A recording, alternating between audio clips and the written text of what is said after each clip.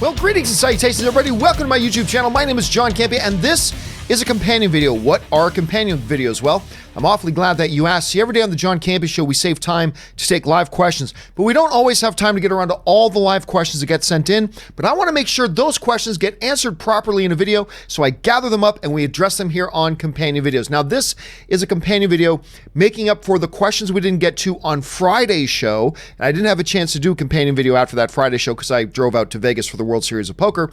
And for today's earlier show on the John Campea Show, the Monday show, I've gathered up those unused questions from them, and we're going to pile them all in to one companion video today. So let's not waste any time and let's get right to it.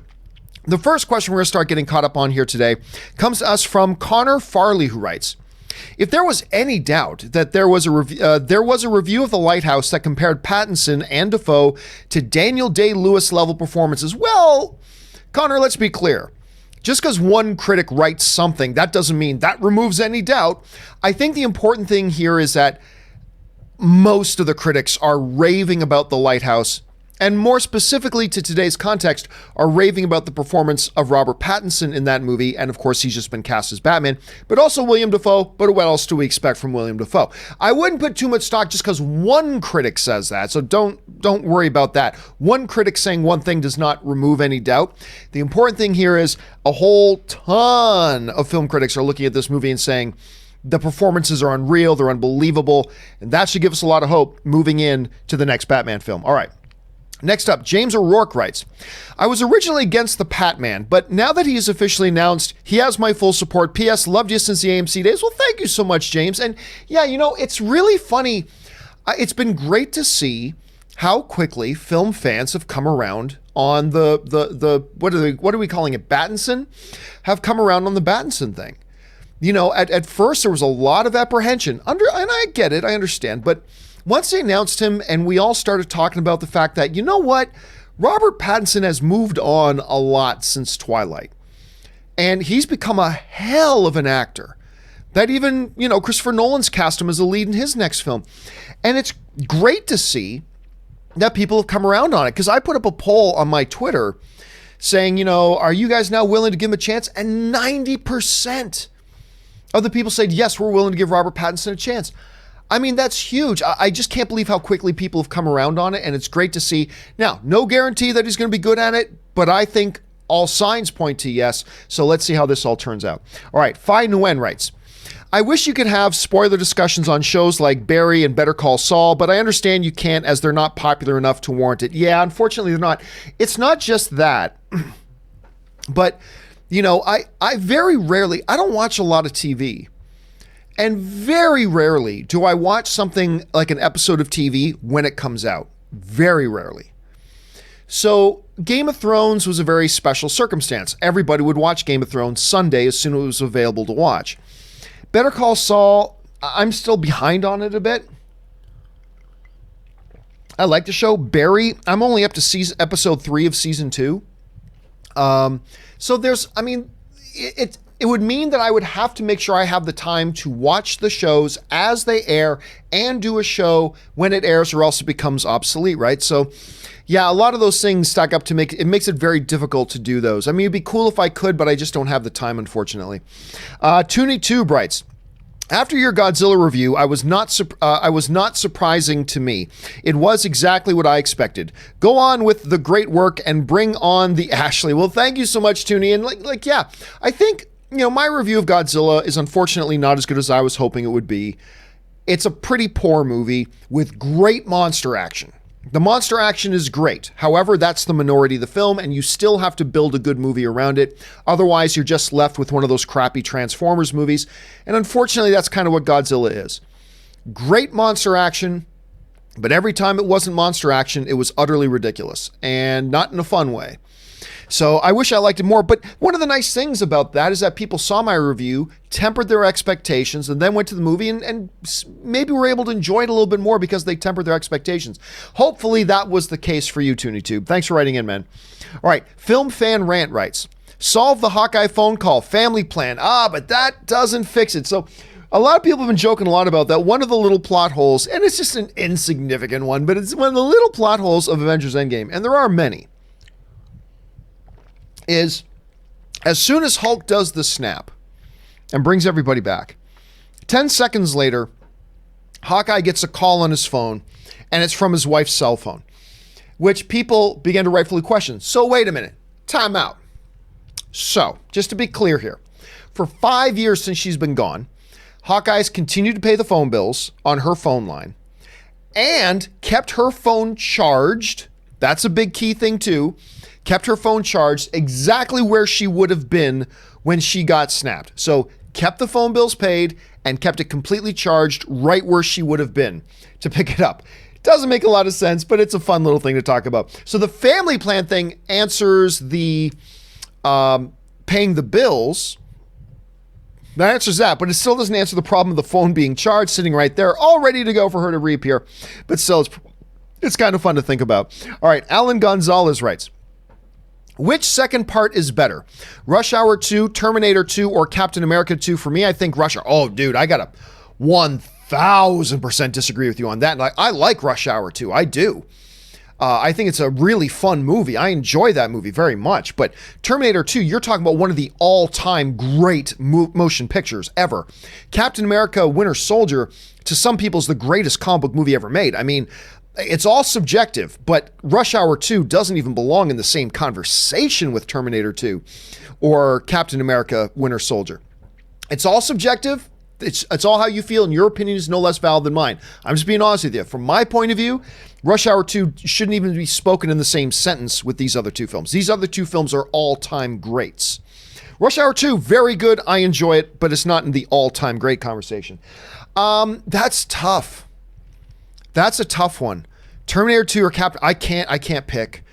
One is one of the greatest comic book movies of all time. One is one of the greatest sci-fi action films of all time.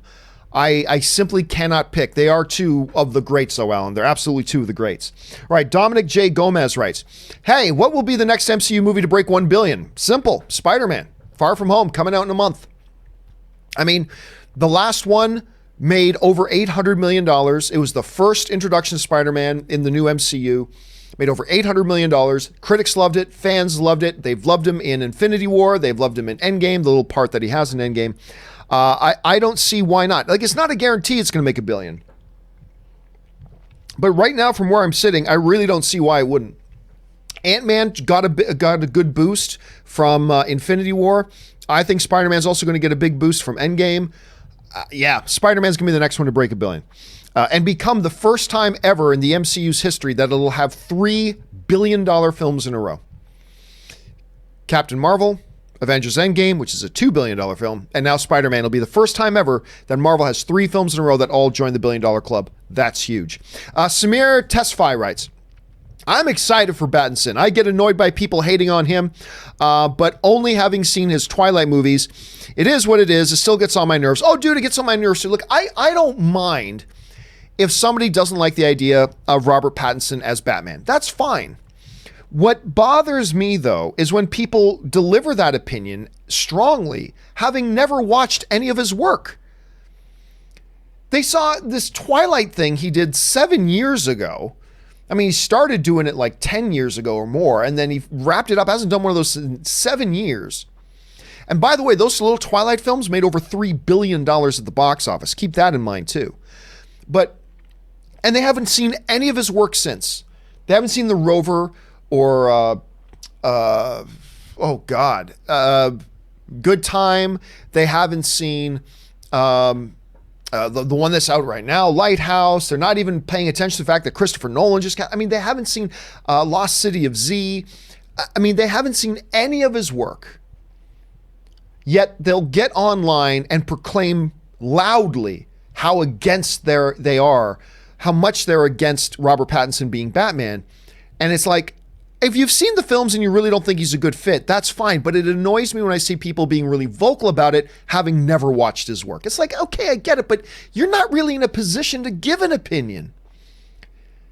If you haven't watched his work, you're not in a position to give an opinion as to whether or not he'd make a good Batman or not. You're just not.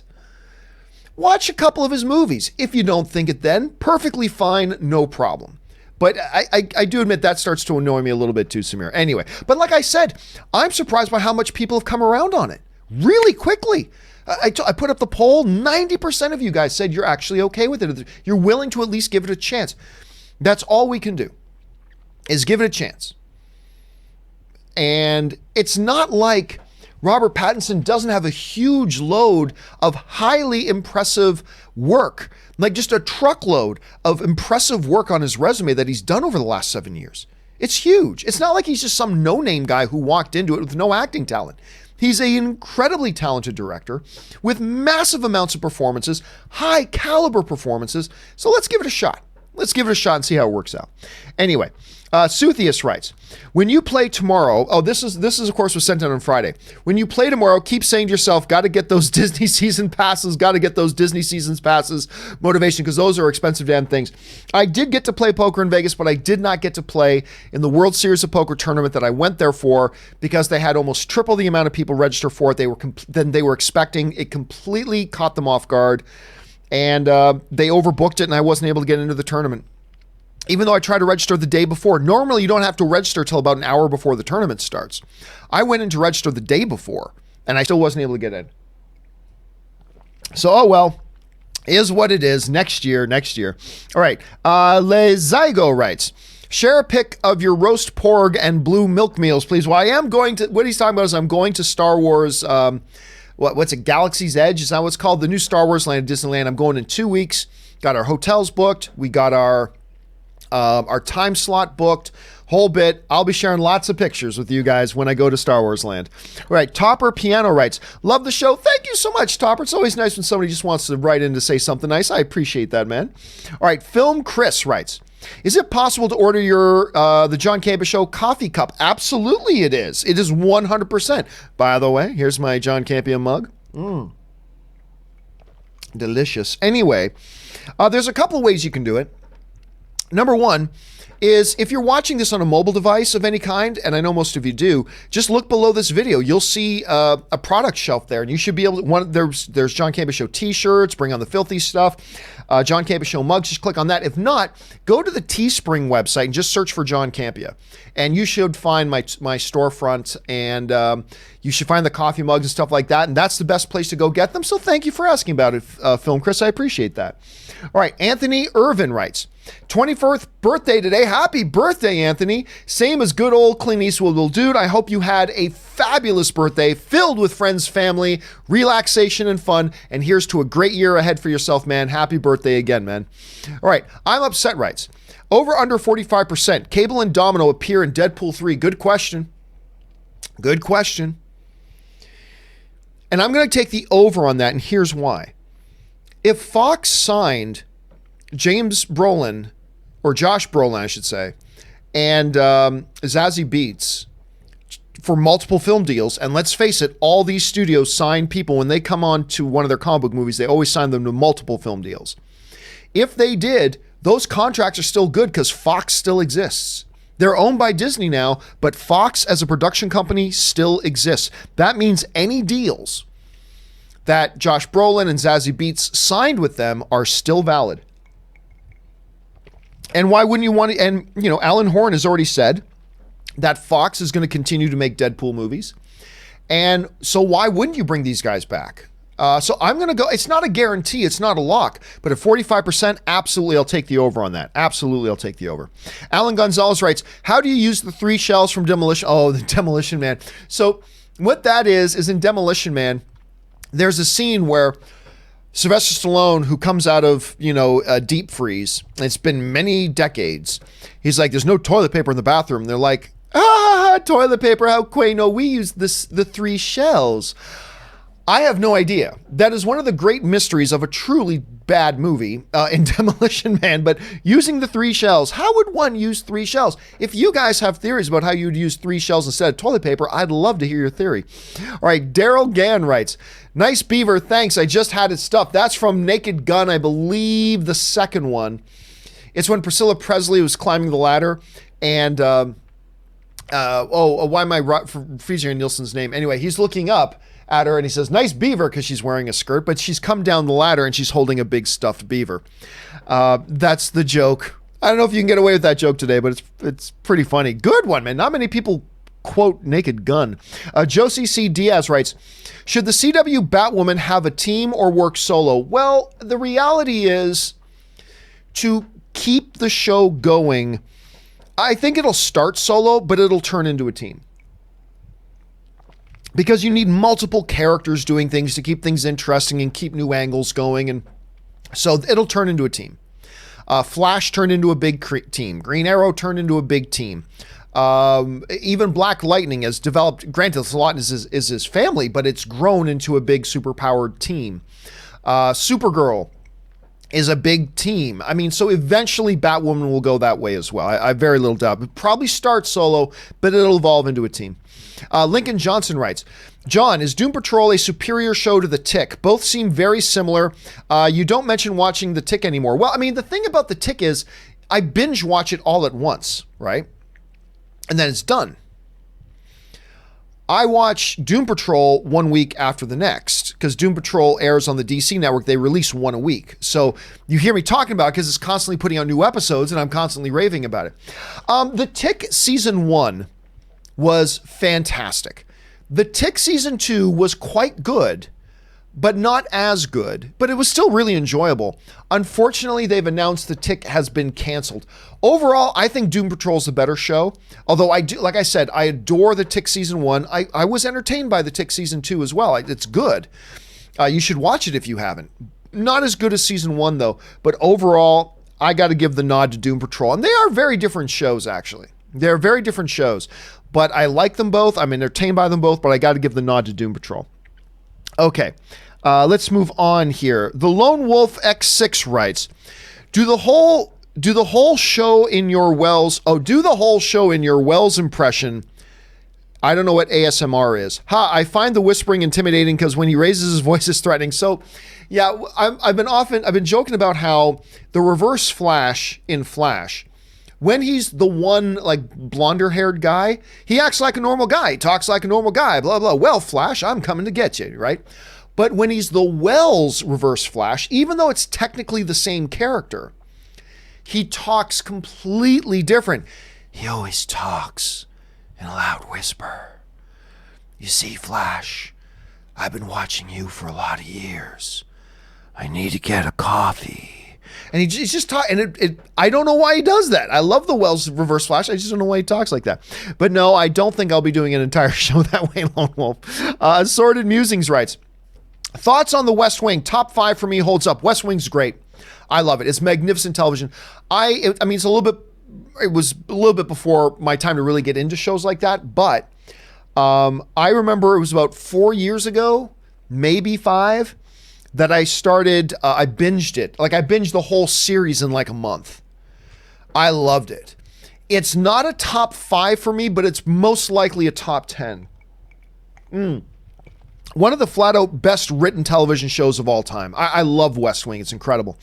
Assorted Musings writes, oh, and we the North, 3 to go. Yep, 3 more to go. They let a game go last night. They let one slip by them last night. They completely outplayed the Golden State Warriors again for the entire game, except for the first 5 minutes of the third quarter, where they allowed the Warriors to go on like an 18-0 run.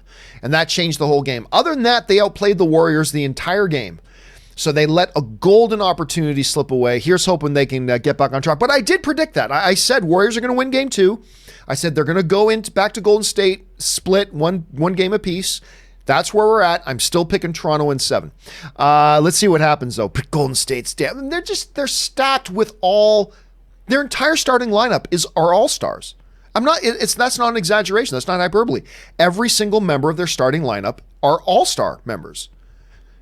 It's hard to overcome that, but I think Toronto just might do it. Anyway, Darth Impact writes, didn't Amy Pascal recently leave Sony, and how will it affect the MCU Spider-Man deal? Well, that's a little bit of a...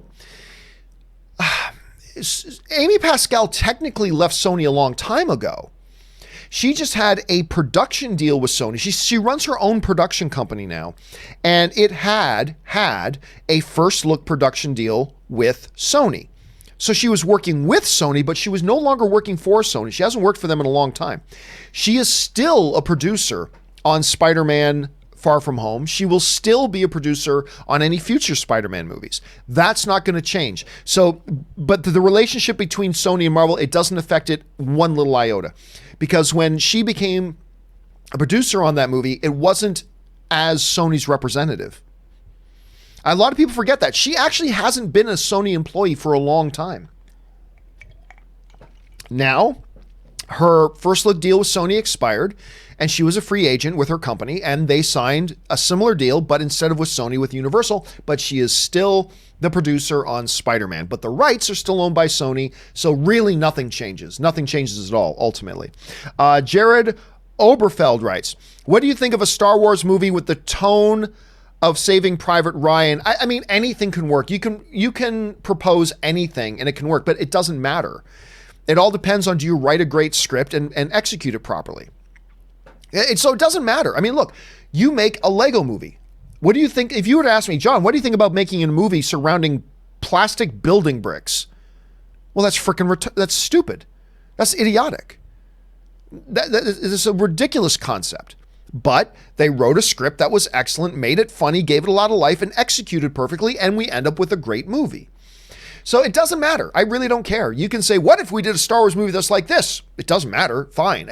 All that matters is, do they write a great script for it, and do they execute it well? You can make a movie about anything regarding Star Wars. If you write a great script and execute it well, it can work. If you write a bad script and you don't execute it well, it doesn't matter how good the concept is, it's going to be crappy. So it ultimately really doesn't matter. Suthius writes, apple pie or apple cobbler, I'll take either. To be honest with you, neither. And here's why. While I enjoy good fresh fruits, bananas, oranges, apples, whatever, and while I enjoy pastries, I do not like fruit in my pastries. I don't like apple pie. I don't like apple cobbler. I don't like nothing. I do not like having any, I was going to say vegetable, any fruit put into a pastry. I don't like it. I don't know why. I like pastries. I like fruits. Don't like them put together. Don't know why. Can't explain it. All right. Amit Suresh writes, finale of Doom Patrol was great. What do you think? I loved it. I thought it was great. Ezekiel the cockroach, Admiral Whiskers. I mean, it was everything. It so represented the bonkersness of this entire series. I thought it was great. I did. I really thought it was great. Amit follows up. Are we going to get a solo sequel with Maul or no? No. That became the first Star Wars movie in history to lose money. Now, granted, it would have been profitable had they not had to reshoot the entire movie and almost double the budget. Then it would have been profitable. But they did, and ended up only making about $400 million, and that wasn't enough. So I'm going to say no. I don't think they're going to do that at all. Travis Achonis writes, Barry Season 2 is crying laughing by yourself funny. I got to tell you what, I love Barry Season 1. And I was just talking to Ashley this morning. After we were done the show, we were chatting for a bit, and we were talking about Barry Season 2. And I said, you know what? I'm only up to episode 3, but I'm not liking it as much as Season 1. And then Ashley told me, it's just going to start to pick up now. She goes, hang in there. This is where, around the end of episode 3, is where it really starts to kick into gear, and it's great from here on out. So I'm holding you guys to that. Because I really do like Season 1. All right. Zen Trixie writes, I love X-Men Apocalypse. It worked for me. Well, I'm glad to hear that. Like, I wanted to like X-Men Apocalypse. Age of Apocalypse is my all-time favorite comic book storyline. I've never liked a storyline in comic books ever nearly as much as Age of Apocalypse. And I love X-Men movies. Days of Future Past is one of the best ever made. First Class, X-Men 1, X-Men 2, Logan, whatever. I love the X-Men movies. They're not all great, but I like a lot of them. So I was really excited for Apocalypse. I thought it was pretty. I thought it was pretty disappointing. I was pretty disappointed with it, but I'm glad you enjoyed it, man. I mean, it's got some fun in it. The Quicksilver scene is fantastic in it, and you got more out of it than I did, and that's great. So I'm glad you enjoyed it, dude. All right, Nicholas Oliveira writes, what do you think Reeves will do with the Batsuit? Oh, honestly, I don't care. Who cares? As long as it looks like a Batsuit, it doesn't matter. Won't make the movie any better, won't make the movie any worse. Completely inconsequential. As long as I'm able to look at the Batsuit and go, oh, that's a Batman suit. As long as it's not something with giant wings that's blue and purple and shades of green and like something where I look at it and go, what is that supposed to be? That's Batman? As long as I can look at the costume and go, okay, that's a Batman costume. I really don't care. I don't care if they have little ridges here. I don't care if Batman suit's a Batman suit. I really don't care. Because again, it doesn't matter how good the suit is, it won't make the movie any better. It doesn't matter how ugly the suit is, it won't make the movie any worse. Great example of that, Black Lightning. One of the worst superhero costumes in movies or television today. Absolutely atrocious. 100% atrocious. But you know what? The show's awesome. And the atrociousness of the costume doesn't take away from it. So it doesn't really matter. You know? So Hellboy looked perfect in the new Hellboy movie. Looked perfect. Didn't make the movie any better though. Still a bad movie. So honestly, I really don't care what he does with it. Oscar Elias writes, fans since the closet curtain days. Well, thank you so much, Oscar. Thanks for hosting a great film community where we can discuss this art form, and hi to the team. Well, thank you so much, Oscar. Like I was saying earlier, it's always nice when somebody just wants to write in and say something pleasant. And you've been with us for a while, all the way back to those AMC closet curtain days. That's going back a while, so I'm glad you're still here with us, man, and thanks for being a part of the film fan community with us, Oscar. Appreciate that. All right, Josie C. Diaz writes, which order to watch, Godzilla, Ma, and Rocket Man? Well, I haven't seen Rocket Man yet. I'm actually leaving in about 3 hours to go watch Rocket Man tonight. But from everything that I've heard, it should probably be Rocket Man. Ma is pretty good, so I like Ma, so I'd say Ma. Godzilla I don't think is very good, so I would leave that last. So I go Rocket Man, Ma, Godzilla. Let me know what you think about them. All right, J Meister 25 writes, friend of mine said Marvel owes DC everything for their popularity today. That's bull. That's an idiotic thing to say. I'm sure your friend is very nice and very smart. That's just an idiotic thing to say. Anyway, I said Marvel owes DC everything for their popularity today, and that people should be ashamed for getting excited for the Eternals. Okay, again, I'm going to go out on a limb, Jay Meister, and say, I'm going to guess, since you're friends with them, that's probably a very nice, high quality person that's very smart. I'm sure they have lots of friends and they smell nice. But that is an idiotic thing to say. It's a pretty idiotic thing to say. If that's what they think, good on them. But I cannot get with them on that. All right, Simple writes, well, Brightburn hasn't come out in Germany yet. Well, yeah, but Germany's not going to tip the scale. The German box office market, which isn't a very big market, is not going to tip the scales as far as that goes, unfortunately. But hopefully you get a chance to see it, and hopefully you enjoy it. I didn't all that much. Hopefully you will. All right, John Henderson writes, big fan. Thank you so much, John. You say you hate MCU fake deaths, but never say anything about Supernatural. This has come up. I've answered this question about 4 times. But anyway, let's do it again. You say you hate the MCU fake deaths, but never say anything about Supernatural. They have fake deaths all the time. No hate, just wondering. Okay, here's the thing. First of all, Marvel has had far more fake deaths than Supernatural. Secondly, Marvel has had now in total 22 films. Supernatural has had over 300 episodes. 300 episodes. Okay? If you want to divide that by 2 to say equal movie length, you're talking about over 150 movie length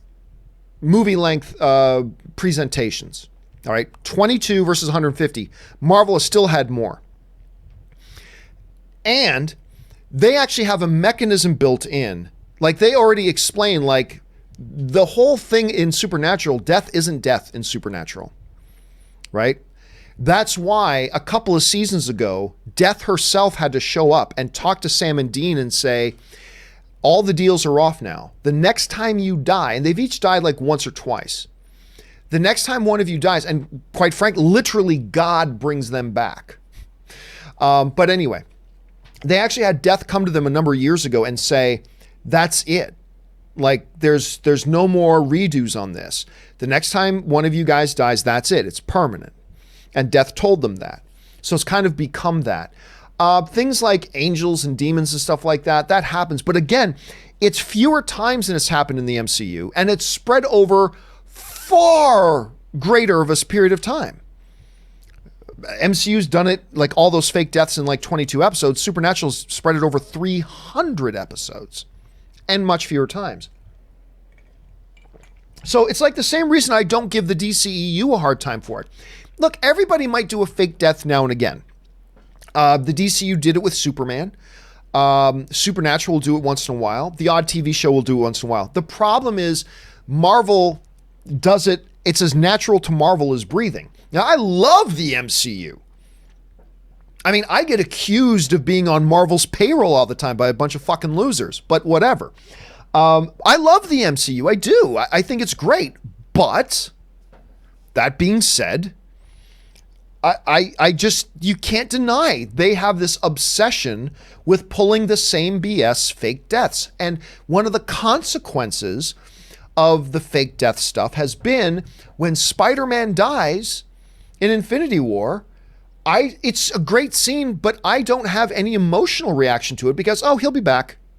Because that's what Marvel does. Unless it's Quicksilver, they're back. If you're a big hero in the MCU and you die, you're coming back. If it looks like you're dying, you either didn't really die or they're gonna find a way to have you come back. And now that they're doing this multiverse lazy ass bull, it's gonna make it even easier for them to do it. Gamora died. Oh, don't worry. Like, she died in Infinity War, but I felt, and it's a great scene where she died, but I felt no emotional connection to it because I know this is the MC fake death universe. They're going to bring her back. So while the scene was great, I had no emotional impact from it because I know she's going to be back. Lo and behold, we come into Endgame, she's back. But John, it's technically not the same Gamora. You see, it's a Gamora from Earth, blah, blah, blah, timeline. It doesn't matter. It's Gamora. She's back. It doesn't matter what convoluted BS excuse you want to make about it. Oh, no, John, it's not the action. See, this is a different Gamora. It doesn't matter. Gamora's back. And I knew she would be. So I feel no emotion when she dies. And guess what? When everybody else is talking about, oh my God, I cried when Tony died. That's great. I wish I could have had that reaction. But I have zero doubt, none, no doubt at all that Tony's going to be back. He'll be back. Maybe not this year, maybe not next year, hell, maybe not in the next 4 years. But I am telling you right now, you bet your ass he's going to be back. He's going to be back. I really love the way they ended Captain America's thing, but I didn't have any emotional tug on it because he's going to be back. Chris Evans will be back. Maybe not this year, maybe not next year, but within the next 5, 6, 7 years, he'll be back. You mark my words, he will be back. Like, oh no, Black Panther died. I remember in Infinity War, Black Panther dusting and people in my theater crying. And I'm like, I wanted to walk around everybody, pat them on the head. They're there. Don't worry, he'll be back. He'll be back. He'll be back. Doctor Strange died. No, don't worry, he'll be back. So now, whenever anybody dies in the MCU, it's not like this for everybody, but for me, it has no emotional impact on me. I can still love the movie and love the scenes and think they're very well done and really enjoy them, but the emotional impact will not be there because now more than ever with this multiverse BS that they're doing, like they can kill Spider-Man again in Spider-Man Far From Home. Don't worry, they'll just bring in Peter from Universe 57-BZQ. So don't worry about it. He'll be back. I mean, so they just lose it. I love the MCU. I love the movies. I have great times with them. You guys know this, but as a fan, I just got to be honest and call it like I see it. They just pull it all the freaking time. And remember, they lied to us too. Before Infinity War comes out, they were saying, oh no, man, the consequences are different now. When people die, they're dead now. Sure. Until 1 year passes and Endgame comes and Hulk does this and everybody's back. Which I loved. But once again, so it was all fake deaths. It was all fake deaths. All consequences of Infinity War gone. Half the population of the planet Earth gone. Now, one guy, Tony. No consequences. Anyway, I'm a big MCU fan. I love the films. I love the movies. I loved Endgame. I love all that stuff. And even though they do the fake death stuff, I still love it. But the fake death stuff is an issue. And it's going to continue to be an issue as we move forward now. Because are you going to fall for it again? The next time the MCU has a character die, are you going to fall for it again? Probably not. You're probably less likely to fall for it now. You are probably less likely to get emotionally hooked in if a significant character dies, because MCU has this major track record of fake deathing everybody. And now that they got this multiverse BS, they've got a million other excuses for bringing the character back. But it's not the same Gamora. It's still Gamora. And she's back now. So, anyway. But that, compared to Supernatural, done over the course of 15 seasons, 300 episodes, blah, blah, blah, far fewer times, and spread out a whole hell of a lot more. And yeah, it's a different thing, man. It's a different thing. Again, I don't hold it against the DCU. I don't hold it against anybody because they use it on a much smaller scale. MCU is just like every 10 minutes, it feels like. Anyway, it sounds like I'm bagging on the MCU. I love the MCU. I do. You guys know this, but that is just because I love something doesn't mean I'm going to stick my head in the sand over a problem. That's a problem. It is a problem. Anyway, that's just me. Anyway, Steve Gray writes, Godzilla had a 70% male turnout. Did the studio underestimate the importance of the female market? Did Aladdin and Rocket Man take that group away? No, you could only make an argument that Aladdin or Rocket Man took the group away if Aladdin or Rocket Man were making like $150 million each that weekend, and they weren't. So it's not like everybody was going to those movies either. So that's a big thing to keep in mind. By the way, what did Rocket Man make this weekend? I forget. Rocket Man made $25 million. So Aladdin made 42, Rocket Man made 25. So it's not like there wasn't still plenty of the female audience to draw in. I don't know. I think they thought they were appealing to the female audience, but clearly not enough. Well, clearly they didn't appeal to the male audience enough either. Movie had the worst opening ever for this MonsterVerse. We had Godzilla 2014 open at $93 million. Kong Skull Island then dropped down to like $61 million. And now Godzilla King of the Monsters drops even more down to $49 million opening. It's not a good trend. Not a good trend. But I think they probably thought they were appealing more to female audiences, but it's just they weren't appealing to anybody enough, apparently. Carter James writes, did you watch Always Be My Maybe last night? Me and Ann did. We finally watched it because I was gone this weekend, couldn't earlier this weekend. Really had a good time with it. It's a very enjoyable little movie. It's cheesy. It's a little cringy sometimes. Very thin story, but it's just a smile along the way, enjoyable, charming little film. And we had a really good time watching it. And the Keanu Reeves role in it is fantastic. If you get a chance to watch it with the date. Watch it with the date. I think you'll have a good time. All right. Adam Douglas writes, true, Kong made less opening weekend than Godzilla 1 did, but it actually ended up making more worldwide. If King of the Monsters can get to $500 million worldwide, it'll be okay. Oh, sure, yes, but it ain't getting to $500 million. It's not going to get anywhere near that. They were originally projecting that Godzilla King of the Monsters could make like $230 million worldwide on its opening week, on its bow into the markets, and it made a little over half of that. So yeah, if Godzilla King of the Monsters can make $500 million worldwide, everything's good. Everything's fine. But it's not getting to that number. It's not good enough to get big positive buzz, word of mouth going about it. It didn't have a big enough opening weekend to justify it. It's only going to drop from here. And I'm predicting it's going to take a bigger than 60% drop next weekend. I think you're going to see Godzilla King of the Monsters make like 20 million next weekend, something like that. So yeah, sure. If it can get to 500 million worldwide, then there's no sweat. Everybody feels comfortable. That's great. The unfortunate thing is there is nothing to suggest that it's going to get that high. There is nothing to suggest it's going to get to $500 million. So yeah, things don't look good for them right now, unfortunately. Terrell Wise writes, do you prefer Netflix binging or weekly revisit? I prefer binging, but it is better for TV shows to do a weekly episodic release. A great example of that we were just talking about was Tick versus Doom Patrol. How many weeks have I been talking about Doom Patrol? Because I get to watch a new episode every week. So it's really elongated out this me talking about it. Whereas I binge a series, I talk about it for a couple of days, and then it's time to move on to something else. So I prefer, as an audience member watching, I prefer being able to binge. but it's far smarter. And I think you're going to see Netflix start to experiment with this moving forward.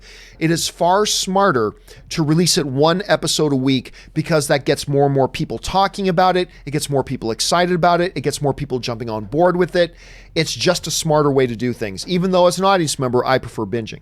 All right, Brandon Plummer writes, did you catch the Batwoman trailer and what are your thoughts? I was underwhelmed, but was hoping it's the show that brings me back to the CW DC shows.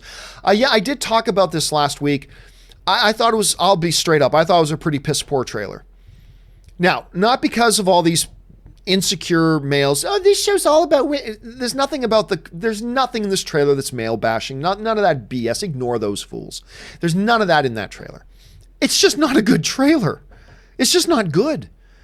I watched it and I just thought, this is giving me nothing to make me want to watch it.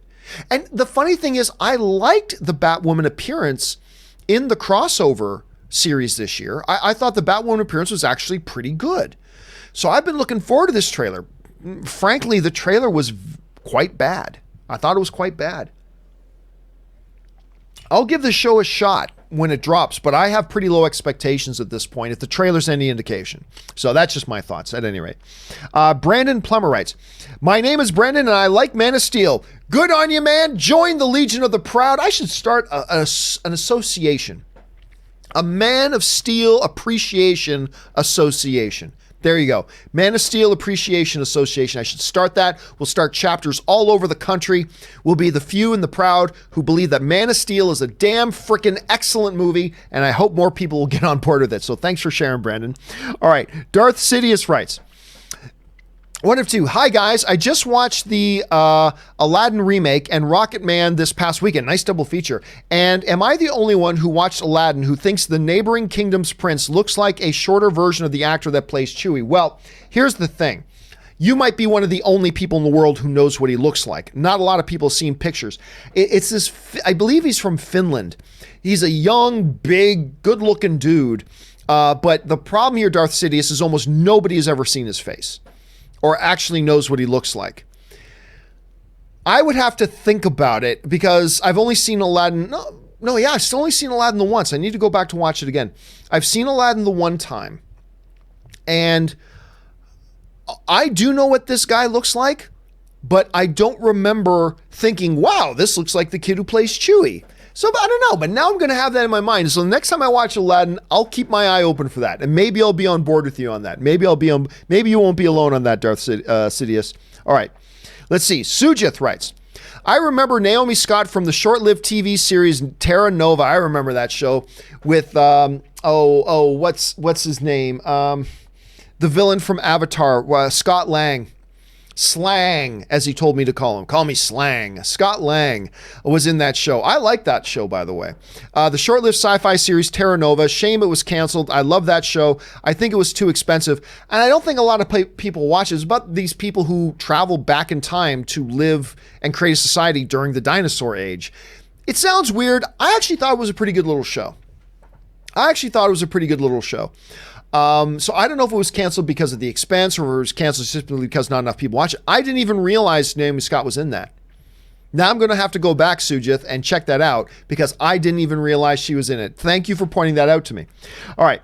Zach Bartran writes, that quote earlier is Quint from Jaws. You know, I've had a bunch of people tweeting me today and sending me messages on Instagram as well, letting me know that. And I can't, you know what? Even when people point that out, I don't remember the line. I've seen Jaws like probably 15 times. I don't remember that line. But I've had a bunch of people sending me messages on social media, Zach, to let me know that that was a line from Jaws. All right, guys. That wraps it up. We are now all caught up to date on all the questions that came in on Friday and today's show on Monday. Thank you so much, guys, for sending those questions in. Not just because you send us in some pretty fun stuff to talk about as film fans, whether we agree or disagree doesn't matter. We get to have some fun conversations. So I appreciate that, but also because by sending in those questions, you guys support the channel, and I appreciate that deeply. Thank you so much for making this possible.